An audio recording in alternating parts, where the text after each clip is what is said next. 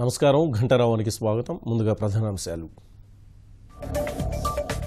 Go సంరక్షణ పేరిట మనుషులను చంపడం సరికాదు, చట్టాన్ని చేతుల్లోకి తీసుకుంటే చర్యలు తప్పవన్న ప్రధాని.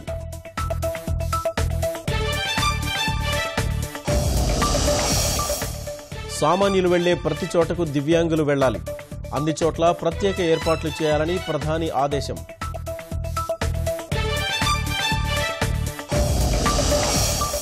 ఉపరాష్ట్రపతి ఎన్నికల ప్రకటన విడుదల. ఆగస్టు 5న పోలింగ్ నిర్వహణ, ఫలితాలు వెల్లడి.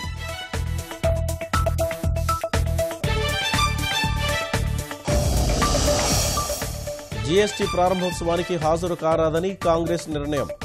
దురదృష్టకరమన్న కేంద్ర మంత్రి వెంకయ్య.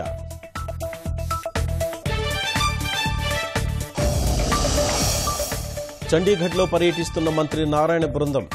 నగర ప్రణాళిక, నిర్మాణం, భవనాల ఆకృతి పరిశీలన.